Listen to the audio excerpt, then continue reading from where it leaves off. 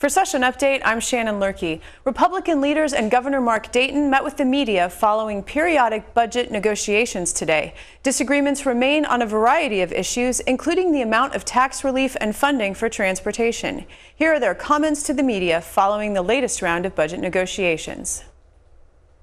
Someone tipped them off. Looks like we didn't surprise you this time. Someone tipped them off.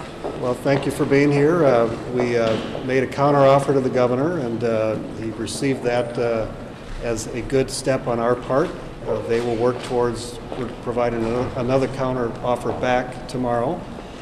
We did close up one area, the ag bill. We've agreed on the number, and we're going to let the chairs and the commissioner work out the details, and then we'll sign off on the end. But a good step. We continue to work towards the end, and hopefully that's tomorrow or the next day.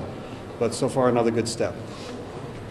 I couldn't have said it better myself. Did you tell them the license tabs are unacceptable, or is that what worked out? Yeah. Yes, that's correct. We said we mentioned that as late as April 20th, we thought we were near an agreement with $372 million. Without tabs, we needed to work out some of the language and funding of buses, but we were very, very close. We want to continue on that path, so we came back with that same number that we had as late as April 20th. I still think we'll get it done, but we have to work out some of those details, but it definitely won't have a gas tax or a tab fee increase. Thank you. Did he agree to that? Well, he knows we're serious about that, and you know, that's what we've gone around and around with over the last few years. All through this session, we were aiming towards that path with what we think was agreement from the governor, just working out some minor details, but tab fees at the last minute is just a non-starter. So you say you closed out A. Did you just have a number there, or did you go through some of the issues that we've been talking about the last few days? So we reviewed the ag bill a number of times, and it was the number that we had to come to. Some of the basic details the commissioner and the chairs were working on, and they felt they were close enough to get that done. And so we think that's still going to be the case, but we had to have the number like we have to have for all of them. As soon as we get a number on each of the areas that we agree with, we're going to move on them, and that one we're done. Right now we're done with that one.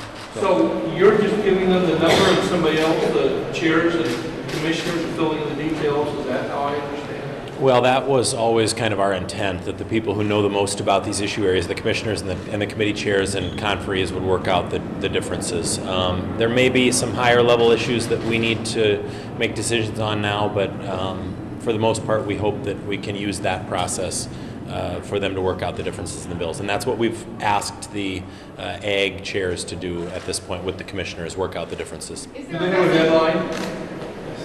No. Ag chairs? No. It'll be soon. Yeah. Is there a message you're giving to your chairs since ACT is done on policy? The governor has plenty to do on policy and budget bills. I know you said that there's always policy and budget bills.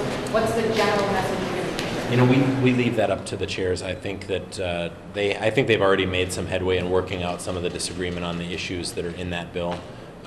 You know, obviously there are issues that are important to the farmers across the state of Minnesota, and we care a lot about making sure that we represent them well. So, but I think they can work out the differences pretty easily, I think, in that bill. And the governor's agreed to let the chairs work out policy? Yes, with his commissioner. Is that with all bills or just ag? In this particular bill right now. Can we declare that negotiations are now real and actually happening? Well, I think they have been real.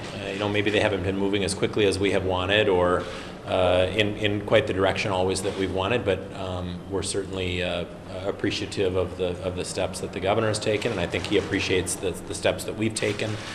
We've got a long way to go, and I don't think anybody should assume that because we've made a little bit of progress that this is all going to be wrapped up by later tonight. We're hoping to stay at the negotiating table yet tonight and throughout the day tomorrow, but we're committed to doing this as long as it takes to get it done. And I think there is enough time, if everybody's serious, to get this done within the regular legislative session here. Do you feel like it's moving in the right direction? Do you feel like it's moving in the right direction now? You know, I think, you know, we're moving closer together, and I think that's what it's going to take to get this wrapped up. There's going to need to be compromise on both sides. I think that's happening, and ultimately, I feel good about the direction we're headed. But there's a long ways to go, so we remain, you know, optimistic, but also concerned about making sure that there is enough movement to get this done on time. Mr. Speaker, this time last year, your transportation plan had about $100 million in licensed FT increases. What's changed since then that's off the table? Well, I think we have a bigger surplus now than we had at that time. I think there was $900 million a year ago. Now we've got, $1.65 billion. We've spent a little bit of that, but ultimately, I think Minnesotans expect us to use the money that they've already given us to pay for roads and bridges. And also the governor said back in April that he would take our transportation plan, that he, maybe it wasn't exactly what he wanted, but he ultimately would sign it. So we want to hold him to that. We think we've got agreement on that issue. How big of a concession was it to drop that tax number below $1 billion? I know that was kind of a big... Well, it is a big deal. We care a lot about making sure that Minnesotans get to share in some of the prosperity that they have created for the state of Minnesota. That was a big priority for us. We feel like Minnesotans haven't fully recovered from the recession as well as the state budget has. So we want them to share in some of that prosperity that they helped create. But ultimately, the HHS numbers are putting a crunch on the entire state budget, and that's the toughest part that we're going to have to deal with, is the HHS part of the budget. Does it mean that things will have to be scaled down to fit in, or are you dropping some things within that tax cut area to accommodate the lower? We haven't gotten into the details of that yet. We're still at the higher level, which we think is appropriate for the meetings with the governor. We can set the guardrails, if you will, and let the committee chairs work out the differences. We think that's appropriate.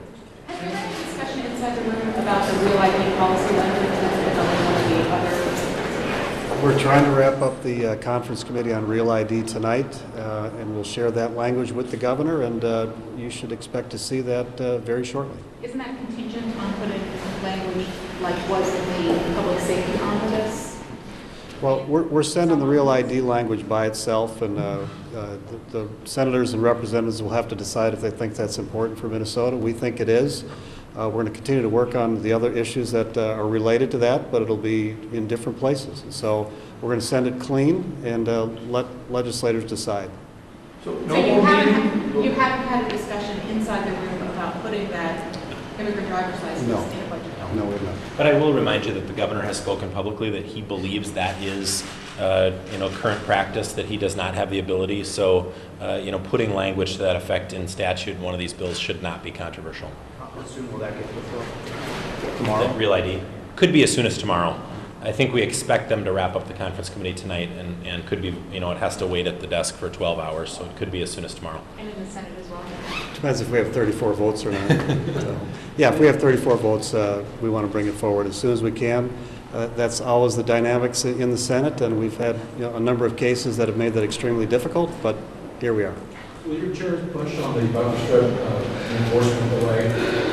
Well, they've been pushing on that all session long. I don't know what the final outcome is going to be. The governor's very passionate about letting things stay as they are. He made some concessions last year. We think the ag community is right that he should make some more concessions this year, but that may go right to the end, and we'll see. The governor offered those 4 bills last week. Are you closer on any of those than you are? Yeah. Yeah, each one of the bills were closer, and like we said, ag reached the point where we said, let's go do it. All the other ones are closer. We'll continue to work towards solutions that we can all agree with, and we're going to get it done. No more meetings with the governor until tomorrow? We don't have anything scheduled tonight. They wanted to take some time to review the offer that we gave them now. We're hoping to hear back from them within an hour or two, and hopefully we can meet tonight. We're optimistic about that. Well, we've exchanged global target offers today that represent significant movement on both our sides.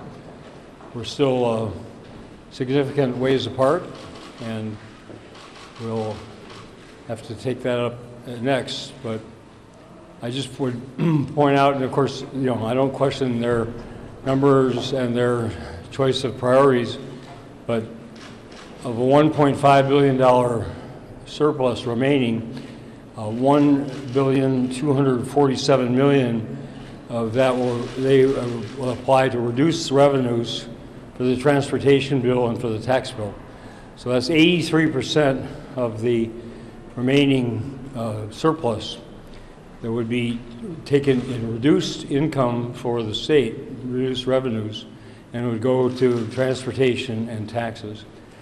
at the expense of, in my view, education in particular and other areas. So that's where our significant difference, most significant difference still rests, and we'll take it from there. I appreciate they've made a sincere offer, and we made a very sincere offer this morning. I appreciate that they recognize that as such, and we'll proceed. Senator? Well, I think one of the problematic things is their number on transportation is still the same number that the governor just vetoed. They haven't moved on that. We have always been resistant to use general fund money for transportation and compete with everything else in the state budget, like, you know, child care and education and higher ed and nursing homes. It's not the place for general fund money, and it's not sustainable in the long run. I mean, people could, if they did that, maybe could claim a victory lap, would fix a few roads, and we'll come back here 2 years from now, and it's not sustainable because it'll just never compete with the other areas of the state budget. So disappointed they haven't moved off it, that they're still at the same number that the governor already previously vetoed.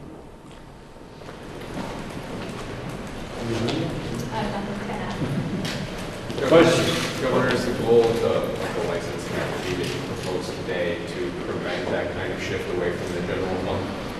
That kind of total drain, yes, and to balance our budget, which we've done for both the next biennium and the following one.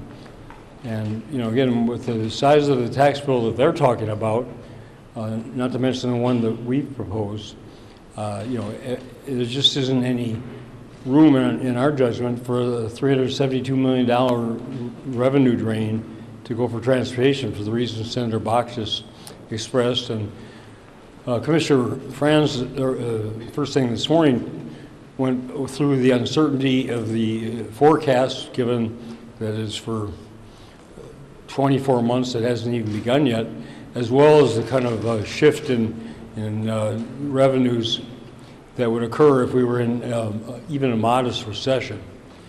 So, you know, my number one priority is to protect the fiscal stability of the state, which we worked very hard to earn back. And, you know, I'm not going to see that sacrificed. And I would say that we need to ask, we will ask the legislature for their tales for the effect of particularly the tax bill and the transportation, but particularly the tax bill in the next 2021 biennium, because that's got to be a significant consideration as well.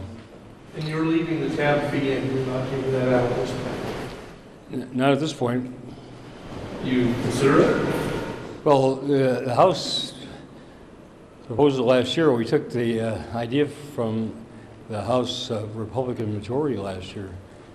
You know, I don't understand what they're, we believe that raising additional revenue, new revenue for transportation is a much healthier response to the situation than taking money from the general fund, not stealing, but taking money from the general fund, as Senator Boxer said very well, is you know, going to be suspect at the next economic downturn.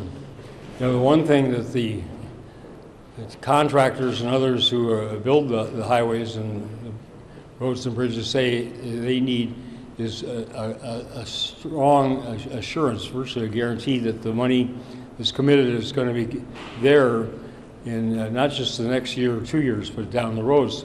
If they're going to, you know, buy new equipment, if they're going to hire additional crews to take on and increase the workload, they want to make sure that that money's going to be there down the road. So you're not taking license tab fees off the table yet? We're not taking anything off the table. We made an offer this morning, and they've made their offer. We didn't ask them to take anything off the table. You know, they have made their offer. We've made ours. Now we need some time to go up and assess, look at the details of their offer. You going to get it in later tonight, then? I don't know. We need to talk about that when we have a chance to go upstairs and discuss this among ourselves. We talked about tomorrow morning. One of the first things we need to do is reconcile our different numbers on the Health and Human Services, and on the assumptions that we're making, as well as the actual dollars that are being reduced. So We've asked, I'm going to ask Commissioner Piper and our staff and Senator Benson and Representative Dean and whoever they want to bring in addition to try to reconcile that difference. It was about $130 million, and then you got the Healthcare Access Fund playing into that between the two. So if we could get that number narrowed down, I think we then have a much clearer picture of where what difference actually remains. So and that doesn't preclude tonight. We haven't looked at that, but that would be our starting point. We agreed that would be our starting point for tomorrow morning. The Real ID Conference Committee is meeting tonight, and I understand they're going to pass a version of the bill similar to what happened in the Senate the second time around, and potentially put the driver's license for immigrants in another omnibus bill. Would it be acceptable to you to have the Real ID like the Senate version, and would an omnibus bill with that driver's license issue in it be veto date? Well, I didn't see the Real ID bill, but if it's got broad bipartisan support in both the House and the Senate, then we have to have a Real ID bill passed in this session, or Minnesotans aren't going to be able to get on commercial airplanes next January. I don't think any of us want to be responsible for that. They did move in the conference report the version of the language on unlicensed, undocumented immigrants licenses to the public safety bill unnecessarily. I mean, I have said this until I have said it to them. I've said it publicly. We do not, under existing statute, have the authority, neither the governor's office or the Department of Public Safety, to make any changes without in the licensed area without the prior approval of the legislature. That language is totally unnecessary. It's just a pandering to the extreme right-wing base of their political party. It's just unnecessary, and it's caused all of these snafus and delays. And I again think it's just absolutely unnecessary. Unnecessary and unacceptable, or unnecessary but something you can unnecessary and unacceptable because also it's a policy matter in a budget bill. And I've said before, I'll say it again. If we focus, and we have now 6 days remaining after today, if we focus on these budget issues and resolve the differences that we have still remaining on the budget, which I'm very confident we can do by the close of the legislative session next Monday, we'll achieve what Minnesotans are entitled to, which is to have the legislative session concluded on time. If they're going to add in all the policy, we haven't even begun to discuss all the policy provisions that are lathered into these different budget bills. If we're going to get into that, I see no way we'll finish next Monday, and in fact, we'll be hard-pressed to finish by June 30th. So, it's really going to be up to them whether they're willing to focus the budget bills on the budgets, which is what they should be, or whether they're going to insist on taking up all these policy measures. The education bill is 4 pages of appropriations and about 120 pages of policy added thereafter. The state government's bill is about 25 pages of budget items, appropriations, and 120 pages of micromanaging the functions of the executive branch of state government thereafter. And these bills, and again, we're focused on the first part as we need to be. I mean, we haven't even touched these hundreds of pages of policy matters that they've inserted into these budget bills. If they want to present those issues, then let's have those as standalone bills, either the rest of this session or next session. All of them remain before the legislature next session. Most of them can certainly wait until then. And as I say, if there is really going to be their decision, if they want to finish on time next Monday, then let's focus on the budget, Real ID, a couple of the things, bonding bill, get it resolved. If they don't, if they're going to insist on bringing all the policy into these discussions, there's just no way. There's just no feasible way we can get that resolved by next Monday. Governor, speaking of bonding bill, was that part of the global negotiations, and are you encouraged that the House has moved up to 800? I'm encouraged the House moved up to 800. I'll let Representative Portman talk about that, however. It's not nearly adequate, and the Senate is over $1 billion. I'm over $1 billion, but the House needs GFL voters, so I'll let you address that. I think what's important is that the public sees the entire delete all amendment that's proposed to the bonding bill, and that everybody gets a chance to read it and make sure there are no errors and the spreadsheet matches the bill. And so my caucus doesn't have a lot of interest in voting for something on faith that it will get fixed later. So I think let's get it right. Let's pass a bill off the House floor that the Senate can concur with and get it right to the governor's desk. Governor, you made a $46 million or so concession on public safety. You're still a long way away from the legislature. Does that effectively doom the Chief Justice's request? Our proposal we submitted this morning has the courts exactly where they requested. And I've said to the legislature, I don't think they or I have any business interposing our opinions on the best judgment of the Chief Justice, who has to administer this vast court system, which is increasingly overloaded by clientele. And every one of those dollars to support that system is in my judgment, essential. So we have kept it as requested, and I will insist upon that. Do you feel closer on any particular bill? What's the next one you think? Well, we agreed. We sort of settled that close to that next week. They accepted. We proposed the midpoint between their number and ours, and so we agreed on that 4.9 some million. And then if the commissioner and their chairs can work out the couple of issues that remain on the license fees and the pesticide restriction, which is also related to the license. So it is related to the budget. If they can work that out, then we'll have agreement on that. So is that going to be your policy from here on? You let the chairs and your commissioners work out the differences like you're on A?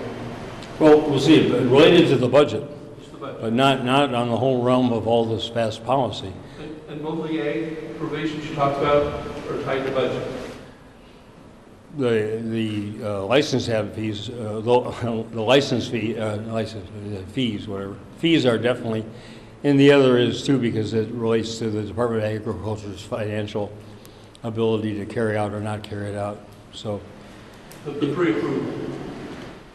Is that what you're talking about on the other one? Well, different people have different views of what we're talking about, so I'm not going to tread into that one. But can you clarify what you're talking about?